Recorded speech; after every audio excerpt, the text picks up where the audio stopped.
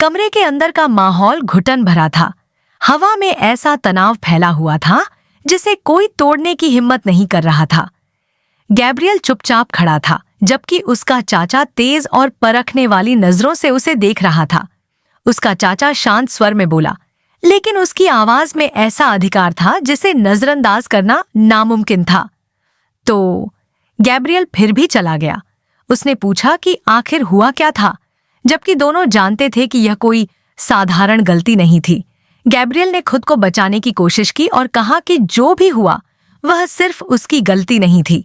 उसने समझाने की कोशिश की कि वह अपने चाचा को इस मुसीबत से दूर रखना चाहता था, लेकिन बुजुर्ग आदमी आश्वस्त नहीं हुआ। उसने चेतावनी दी कि अगर भ्रातवा को लगा कि उनकी फैमिली जिम्मेदार है तो इसके परिणाम बेहद खतरनाक होंगे। जब सच जानने के लिए उस पर दबाव डाला गया तो गैब्रियल ने आखिरकार स्वीकार किया कि उसने गलत अनुमान लगाया था। कमरे में सन्नाटा छा गया। उसके चाचा ने उसे अपनी गलती सुधारने का आदेश दिया।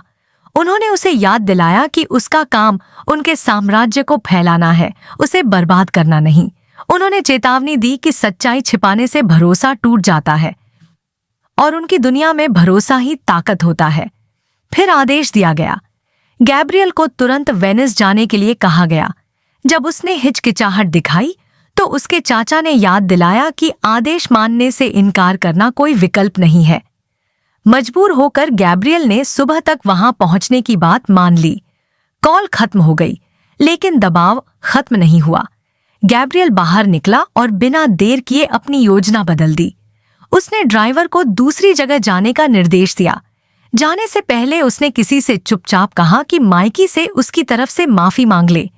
माइकी की सुरक्षा हमेशा उसकी पहली प्राथमिकता थी, पारिवारिक बिजनेस से भी ऊपर। सुबह होते ही गैब्रियल खुद को तैयार करने लगा ताकि वह पूरी घटना की रिपोर्ट दे सके। थका होने के बावजूद वह शांत रहा, स्थिति पर नियंत्रण बनाए रखने की कोशिश करता रहा। लेकिन तभी उसकी योजना अचानक बदल गई जब मैडम लेविग्ने वहां पहुंच गई।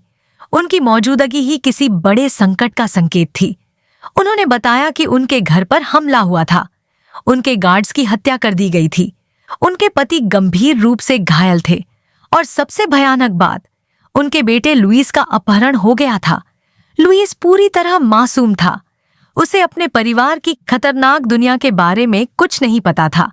मैडम लेविग्ने ने सालों तक उसे इस दुनिया से दूर रखा, फिर भी कोई उसे निशाना बना चुका था। गैब्रियल को तुरंत एक डरावना पैटर्न समझ में आया। कोई ताकतवर क्रिमिनल फैमिली के वारिसों को निशाना बना रहा था।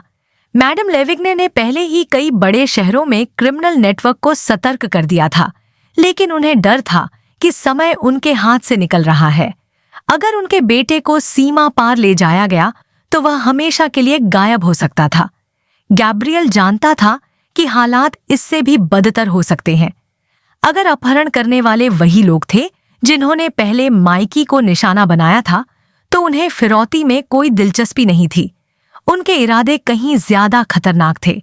बेबस होकर मैडम लेविग्ने ने गैब्रियल से अपने बेटे को ढूंढने की गुहार लगाई, चाहे वह सिर्फ बदला ही क्यों न ला सके। गैब्रियल दुविधा में पड़ गया। वह मिस्टर एंजेलिनी के आदेशों का पालन करने के लिए बंधा हुआ था और बिना अनुमति के वह कुछ नहीं कर सकता था। दुर्भाग्य से मिस्टर एंजेलिनी फ्लाइट में थे और संपर्क में नहीं आ पा रहे थे। मैडम लेविग्ने ने उस पर आरोप लगाया कि वह सिर्फ माइकी की देखभाल करने वाला बनकर रह गया है, लेकिन गैब्रियल ने मन ही मन खुद को सुधारा। वह सिर्फ देखभाल करने वाला नहीं था, वह एक रक्षक था। उन्होंने उसे चुनौती दी कि वह माइकी से पूछे कि वह क्या चाहता। गैब्रियल जानता था कि वह सही कह रही थी। अगर माइकी को लुइस के बारे में पता चला तो वह उसे बचाने के लिए सब कुछ दांव पर लगा देगा। गैब्रियल ने मदद करने के बारे में सोचा, लेकिन सिर्फ तब जब माइकी की सुरक्षा खतरे में न पड़े। तभी अचानक सुरक्षा सिस्टम से डेविना की आवाज गूंज उठी। उसने सहज अंदाज में पूछा कि सब कुछ ठीक है या नहीं, जिससे साफ हो गया कि वह पूरी बातचीत पर नजर रख रही थी। गुस्से में गैब्रियल ने उसे तुरंत वहां से जाने और माइकी के पास लौटने का आदेश दिया। बच्चा उसका इंतजार कर रहा था और गैब्रियल किसी भी कीमत पर उसे खतरे में नहीं पड़ने देना चाहता था। क्योंकि गैब्रियल एक खतरनाक सच जानता था। जब ताकतवर परिवार एक दूसरे के वारिसों को निशाना बनाने लगते हैं तो यह सिर्फ व्यापार नहीं रहता, यह युद्ध की शुरुआत होती है।